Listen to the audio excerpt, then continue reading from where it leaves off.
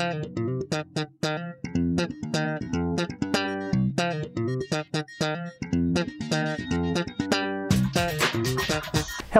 my name is Stephen Labiak and welcome to episode 4 on things about bankruptcy. This week we're going to talk about a question that often gets asked about taxes and bankruptcy. People often ask, when should I file my taxes in relationship to bankruptcy? The law states that you have to have filed all your returns before you can file bankruptcy. However, there's the law and then there's the real world. For example, if you filed a case on January 15th of 2013, it's probably really difficult to have filed your 2012 taxes by then. Most people don't get their W-2s till the second to last week or last week of January. Then it may take a couple weeks to file your taxes. We're usually into February at that point. But tens of thousands of people every year file bankruptcy in January. So you have the law and then you have the real world. In Chapter 7 you can generally go through somewhere around March or April until you're required to file your taxes. But there is a difference in what you're required to do and what you should do. We discussed earlier about filing your taxes to get your tax debt into the bankruptcy to see maybe if you get satisfied if you're an asset case. Some people are worried that they're going to take their tax return, or I should say they're going to take their tax refund, which can be $6,000, $7,000, $8,000 for some people if they file a bankruptcy. What I tell everyone is it doesn't matter when you file. If you filed in April, you're going to list that as an asset you're going to receive.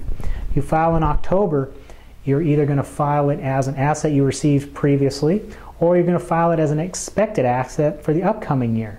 No matter when you file it in a Chapter 7, your tax refund is going to be an asset. You may not know exactly what it's going to be, but most people know whether they're getting $1,000 or $5,000.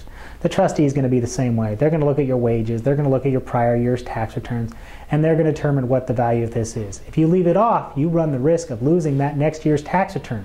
Even though your debt's been discharged, if you don't exempt that asset for the following year, the trustee can and will seize your return. If that happens, you've just lost the money. The best thing to do, always list an exemption for a tax refund, state and federal. Even if you're not sure if you're going to get it, it's better to be safe than sorry and list that as an asset. When it comes to Chapter 13, it's a little more strict. Chapter 13, you need to file that tax return as soon as possible. If you're trying to file a 13 in January, you're okay just providing your 2011 return. But when it comes to 2012, they may hold your case and not approve things until they file that return.